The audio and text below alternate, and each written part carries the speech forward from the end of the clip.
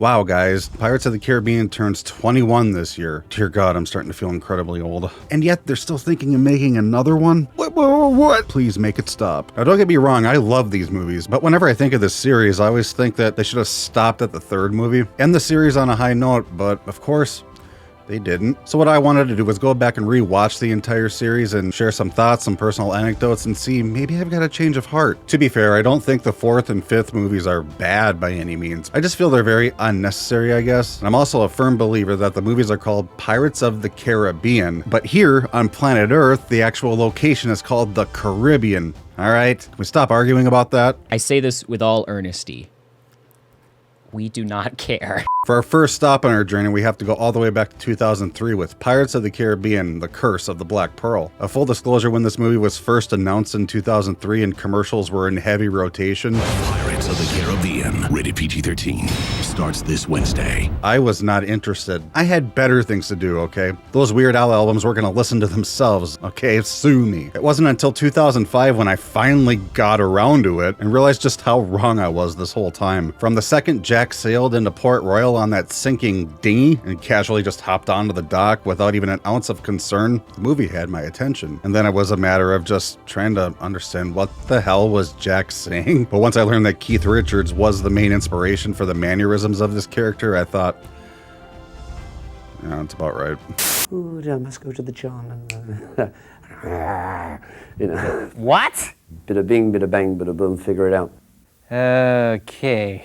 The plot centers around a crew of cursed undead pirates who kidnap a girl, Elizabeth Swan, who is in possession of a medallion that they need to return to a very specific treasure chest on a very specific island in order to lift their curse. And that's the simplest way I can put it. And the question I immediately asked myself when Rocky and I first started watching this about a week ago was, what is Gibbs' story? How did he get from working with these guys to a pig pen in Tortuga 8 years later? What happened there? Was he a pirate working undercover at the start? Or did he get relieved of duty from, I don't know, drinking too much? The movie never explains that. And also, I can't be the only one that found it a little off-putting that this grown-ass man, Norrington, wants to marry this girl that can't be more than 11 years old only 8 short years later. Somebody get Chris Hansen on the phone. You're under arrest. This movie has a great villain, Captain Hector Barbosa. Jeffrey Rush just slays in this role. Johnny Depp as Captain Jack is what most people talk about, and he arguably steals every scene that he's in, but I beg to differ. Anytime these two characters are in the frame with each other, Jack doesn't overshadow Barbosa to me. And those two together are just lightning in a bottle, and the scenes with these two in the same frame together are my favorite scenes in the movie. And plus, I know he's the villain, right? But is he really that bad of a guy? I mean, all he really wants to do is eat his bushel of apples and sail the 7 seas. The man doesn't ask for much. Actually, now that I think about it, he did maroon Jack on an island to steal a ship and his half of the loot, and killed Bootstrap Bill for disagreeing with him. But is he really that bad? The traditional love story between Will and Elizabeth didn't do much for me. We've seen this dynamic so many times in other movies, like Aladdin, Titanic, those are the first that come to mind. It's the perfect fit for this movie starting things off. I'm just more interested in their characters later on in the series. Another thing I noticed watching this thing is these 21-year-old CGI effects still hold up really well. I mean, can you tell it's CGI? Of course, but still very believable within the context of the movie without going into the dreaded Uncanny Valley territory. Looks great. Also, how cool is this shot of the pearl? This is my favorite shot in the whole series. It's the pearl. So what would I rate this movie? 10 out of 10. What more is there to say? But since this channel is called Rim Jam, and I am only the jam of Rim Jam, let's check in with Rim. I was in high school when the first Pirates movie hit theaters, and I was super excited to go see it. I'm a big fan of the fantasy genre, so this was right up my alley. The swashbuckling, the humor, the adventure, the romance. There's nothing I don't like about it. I'd have to really nitpick to find a complaint. My friends and I made it our thing to be in theaters opening night anytime one of these came out. Pirates was such a breath of fresh air. The writing was great, the acting, the music, it's all just... As a teenager, I was completely invested in the love story. It wouldn't have anything to do with having a crush on Orlando Bloom or anything. No. The introduction to Captain Jack Sparrow was so thrilling. Of course, we all know he's the most memorable character out of the whole series, thanks to Johnny Depp. Though Barbossa makes a hell of a bad guy. Can't go wrong with Jeffrey Rush. One thing I have to agree with Jared on is the shot of the Pearl in the bay at Port Royal. It is hauntingly beautiful and never escapes my attention anytime I watch this movie. Overall, this movie deserves nothing less than 10 out of 10. So yeah, I was late to the party on this one, but honestly, I think my timing was just right, because I just had to wait a few months for Dead Man's Chest to come out in 2006. Unlike the rest of you who had to wait 3 whole years, this was a mad dash to the theaters the day it came out. I went with an old friend of mine who I should really catch up with sometime. It's been a while. And a couple years later, I went to see with my neighbors, and I'm pretty sure I went at least 1 or 2 more times after that. Needless to say, I was invested. How dare you leave us on such a cliffhanger? Unacceptable! Now I know how fans of The Lord of the Rings felt. I had the movie soundtracks counting down the days till the DVD release. I could not get enough of this movie. And my thoughts on it today? They ain't as strong as they once was. Short and sweet, this one is basically about everyone in our main group of characters racing against each other to find a chest that contains the heart of Davy Jones. And each one of them has their own personal reason as to why they need the heart and gain control over Tentacle Face. Jack wants to avoid paying his debt to Jones. Will discovers his father is being held captive on the Dutchman and wants to save him. Norrington wants his life back. And Lord Cutler Beckett wants to gain control over Jones and use him and the Dutchman to wipe out all pirates. And of course, the heart ends up in the worst hands possible, and everything just sucks. I feel like the comedy in this one is less organic and more fabricated. Like some of the stuff during the Cannibal Island scenes kind of takes me out of it a little bit. There's a lot of small examples of that throughout the film, but that's the big one that stands out. It's as if Disney was at the helm saying, "Oh, we gotta dumb this down and make it more kid-friendly." But then on the flip side, we should show a guy getting mutilated and his eye plucked out by crows. What? What are we going for here? Well, needless to say, I don't think these movies could be made today, not by Disney anyway. And no Pirates of the Caribbean movie is complete without a great villain, and this one introduces probably my favorite in the whole series, Davy freaking Jones! Once again, the effects in this 18-year-old movie, Jesus, hold up very well. And to me, what makes this character so good is he's just a dude. A broken-hearted man who hates the world because the love of his life betrayed him. And I think we can all relate to that on some extent. I mean, all supernatural stuff aside, he's just like us. Hopefully we deal with our emotions a little bit better. But it's a very normal thing to be bitter and spiteful after a breakup, or your significant other betrays you in some way. So 10 out of 10 for Davy Jones. You're definitely not rooting for him, but you're not fully against him, I guess. But the real villain in this one and the third one is Beckett. There's just nothing to like about him. I get it, he's just doing his job or whatever, but he's doing it in the most corrupt and power-hungry way possible. And from what I could tell, there was really only one hint towards why he's so aggressive in the first place. It's hinted at the beginning when he tells Will, Captain Sparrow. We've had dealings in the past, and we've each left our mark on the other. What mark did he leave on you? well, what happened there? I've seen these movies a bunch of times and I still don't know what happened. Does somebody know? Now, if you would have asked me back in 2006 what I would rate this movie, I would have given a 10 out of 10 without hesitation. But nowadays, I'm giving it an 8 out of 10. Maybe it's because I'm looking at it a little more objectively now, but it's not a complete home run to me anymore. And most of that has to do with the comedy feeling more fabricated and less organic. But that's all subjective, of course.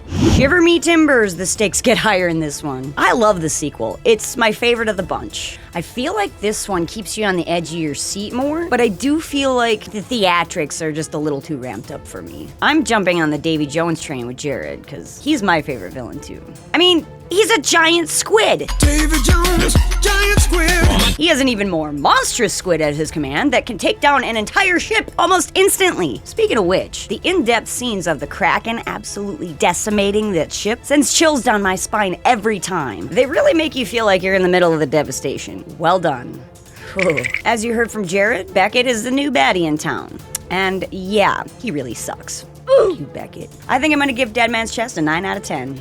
At World's End from 2007. I only saw this one once in the theater, in the front row with my nose up against the screen because it was the last seat in the theater. I could barely see anything unless it was a static shot. Terrible theater experience. 0 out of 10. Yeah, this movie is definitely the most dark and dramatic and convoluted entry in the whole series. And by that I mean there's so much going on. I had to watch this thing through a couple of times before I could pick up on everything that was going on at moves so fast. But basically now Jack is trapped in Davy Jones' locker. Elizabeth is feeling guilty for leaving him to the Kraken. Will has lost all hope in saving his father from the Dutchman, and all the pirates face extinction due to Beckett having the heart and able to command Davy Jones to do whatever he wants. And now they all must work together to fix all this crap, except they all don't work together and everything is just drama. Everyone's out for themselves. It's a lot of backstabbing and betrayal, but there is one silver lining here. Captain Barbossa is back. Let's go! Right off the bat, I think that's my biggest critique about this movie is it gets too complicated at times for its own good, at least in the first half. Hell, there's a 5-minute section where Jack is summoned by Beckett. Meanwhile, at the ships, every betrayal, or rather, ulterior motive, is revealed to everybody. And if you blink for 1 second, you'll be like,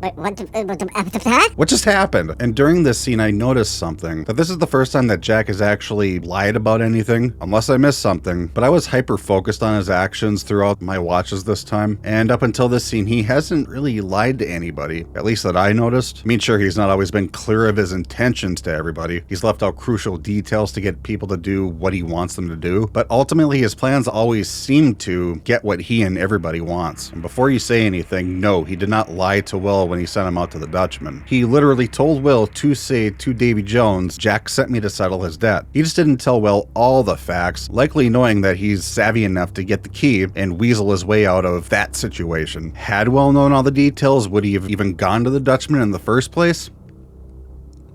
I don't know. But okay, back to the third movie. My favorite scene from this movie is the whole multiple Jacks thing. Like everyone else, I was really confused the first time I saw it, but it's really just a roundabout way of showing how bored Jack is getting in the locker. It just feels so tonally different from the rest of the film, like they just threw this random fever dream into the movie. But yeah, I don't know. It's just my favorite of the sequels. I just like how dark and dreary it is. I don't know what that says about me, but I also love how Elizabeth goes full on Sarah Connor in this one. She starts out just like Sarah did in the first Terminator, young and naive, and then by the third movie, she's a full-on warrior. I also love seeing more of the whole Calypso Davy Jones dynamic and learning that he really was just a man that had his heart broken. And despite the fact that he's pure evil and a lost cause for redemption at this point, he still has a soul deep down in the bottom floor there somewhere. But the best thing about this movie, we get to see Beckett die. Need I say more? So 9 out of 10 for me. I know that's an unpopular opinion, but that's just how I feel about it. Shut the fuck. I have to say that Jared put it perfectly at how confusing this one was. I had years between my first time seeing it in theaters and my second viewing with Jared, so my memory of it was foggy at best. Upon having a better understanding of the story, I can say I like it better than I used to. It does move fast, it does make your brain hurt sometimes, but it's still the fun adventure you expect from this series. You know, like, are you not entertained? I remember there was a lady in it that grew really big, and that's it. That's all I remember. I spent a lot of years thinking At World's End was just kind of meh, but I've since been reacquainted with it, and Jared connected some dots for me, and now I love it. Of course, Beckett becomes more of a douche, and that's putting it mildly, but as you know, you get Beckett death in the end, in a scene that is so deliciously satisfying. It's up there with some of the best moments of this series. I'm also glad that they put more of a spotlight on Davy Jones and Calypso. It gets to the heart of the matter, showing us that Davy Jones is much deeper than just being the monster that he is now. It's one of the reasons why he's my favorite villain. You actually get to see more of his backstory and the depth that is there. I also have to comment on how badass Elizabeth is in this one. I mean, she becomes the pirate king and absolutely pile drives her way through danger, whereas I'd be cowering over there in the corner like a wimp. At World's End is pretty depressing and hopeless overall, but that's not how the entire movie is. Throw in some scenes of Jack in the locker going mad as a hatter and it's fine. Help. Added bonus to this one, Barbossa's back, baby! I should give this one an 8 out of 10. Pirates on Stranger Tides, the unnecessary sequel that continues the story that ended. Fun fact, the first time I saw this movie, I was in Pittsburgh for a Weird Al concert, and that afternoon I got to see it in theaters in the home of the Pirates. Now you know. Despite the serious reboot vibes this movie has, it's a lot of fun for what it is. And in a world where sequels need to be bigger and better, this one chooses to do the exact opposite. No extravagant cannon fights, barely any CGI-dominated characters. It's just a good old-fashioned pirate movie. An idle dangle Uncle Larry from the farmyard. And I commend it for that. There's a bit of that fabricated comedy in this one, like with King George II. It's weird and awkward. Blackbeard. That's a great villain. Nothing supernatural about him. His supernatural powers come from his sword and his ship. Otherwise, he's just a terrible human being, a very shitty dude. The story of Angelica and Jack was a lot of fun. The movie's take on the whole mythology of mermaids was cool to see. And I like seeing Jack and Barbossa actually working together and not in each other's way for once. Even if it's just for a short time. It's a fun movie. 7 out of 10. A very unnecessary sequel, but I like it. Stranger Tides indeed. Although the fourth installment is my least favorite of the pirate films, I still think it's a good movie. Solid villain, Captain Jack's ex, the feisty Angelica, mermaids, a crazy race to find something that's out of this world. I don't really have a lot to say about this one, and I know that may sound like I think the movie's bad, and I don't. And even though it is my least favorite in the franchise, I still really liked it. It was still a really fun ride. And I feel like Jared kind of covered all the bases with anything I would want to say. I'm also gonna be a little copycat and give On Stranger Tides a 7 out of 10. And now we come to what I hope remains the final stop on our journey. Dead Man Tell No Tales from 2017, an actual continuation of the storyline, and yet another unnecessary sequel, but I'm glad it exists nonetheless. This one centers around Will's son, Henry, and his quest to find the Trident of Poseidon and destroy it in order to lift every curse at sea and free his father from the Flying Dutchman. He teams up with Jack and a new character, Karina Smith, on his quest, and along the way they're being chased down by Salazar, who wants to be rid of all pirates, but most of all, get his revenge on Jack for his curse. Now, let's address the elephant in the room, because this has always bothered me. As you may have noticed in one of the clips that I showed, Will is decaying from being on the Dutchman for many years now. I'm sorry, what? That doesn't add up, because in the third movie, when Will is explaining to Jack how the curse on the Dutchman works, he says to him, You have to ferry souls to the next world, or end up just like Jones. I don't have the face for tentacles. Now I feel like Will would be one to actually do the job he's supposed to do, so why on earth would he still be decaying like this? Because what he says in the third movie implies that he wouldn't. And plus the son is only like a year older in the end credits scene in the third movie, and Will hasn't even started that transition in the scene. You can't convince me this was inevitable all along. That's not what the third movie implies or even shows at the end, when the rest of the crew turns back to normal after Will takes over. If it was inevitable, why would they even change back to normal? They've all been on that ship for a long time at that point, and the only reason they ever turned that way in the first place was because Davy Jones wasn't doing the job he was supposed to do. Yeah, that's always bothered me ever since this movie came out, and I just wanted to rant about it. Now, this one is cool because we do get that happy ending with Will and Elizabeth, unless that end credit scene is anything to go by. While it's definitely the more crowd-pleasing ending, their story could have very well been left where the third movie ends. Very depressing, I know, but not everything needs to be a happy ending. It's not how life works, guys. This one does have a lot of cool stuff in it, though. I really like the whole backstory between Jack and Salazar, and seeing a young Jack, even though that does go into the Uncanny Valley realm a little bit. But regardless of that, it's very interesting to see that, and I'm glad the series dug a little bit more into Jack's past. And the same goes for Barbossa, and finding out that Karina is his daughter. Who would have thought Barbossa would have been a dad? Who looked at this face and thought, yep, that guy's got a really hot daughter somewhere. Show of hands, who saw that coming? Salazar is probably my least favorite villain in the whole series. And I think it's because out of the main core of villains, he's the most like Beckett, who I think is more politically driven. Yeah. I also really didn't care much for the look of him and his crew. Didn't really do much for me having basically a charcoal-based villain that was just really trippy to look at. And the ship opening up at the bow was just... I thought it was dumb. But where would I put this one? Thinking 7 out of 10 for me. I think that's fair.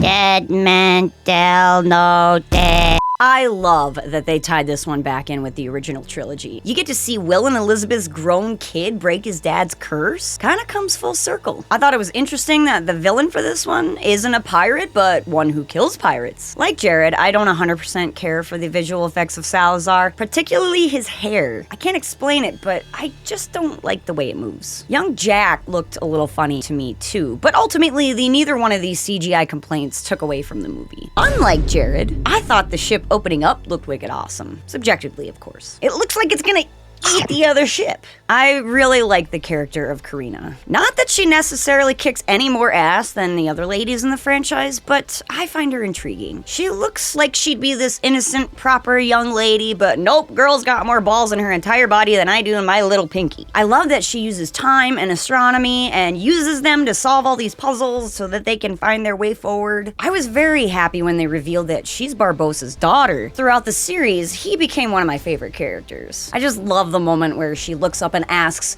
"Who am I to you?" And he looks down with that little smile and simply says, "Treasure." And then he sacrifices himself for her. Aw! Not gonna lie, my eyes get a little misty during that part. And to cap it all off, I'm gonna rate Dead Men Tell No Tales at a 7.5. Final thoughts. By the fourth and fifth film, a lot of the magic that was in the first three, and especially the first film, was lost. I can't explain it, but it's missing that extra oomph. You know what I mean? And that's why I think the series technically should have ended at the third movie. But having said that, I can't say the fourth and fifth are bad. They're just not as strong. But at least they're good, entertaining movies. But that's also why I think they should just leave this series alone at this point. And the fact that Johnny Depp is not going to be involved, at least at the time this video was recorded, and that's a huge sign it shouldn't even be done in the first place. Like, if you want to make another movie about pirates, make another movie about pirates. But this series should be left alone, especially now when it has a chance to go out on a decently high note. So did I have a change of heart? No, I did not. But I'm really glad I watched these again. Such a fun series. But yeah, I think that's all I got for you. If you like what you saw here, check out another video. YouTube seems to think you'll like this one. I don't know which one this is. Who knows? Thank you so much for watching, and I will see you in the next video. Hopefully. So 9 out of 10 for me. I know that's an unpopular opinion, but that's just how I feel about it. Shut the fudge round. I didn't say it. It's fine.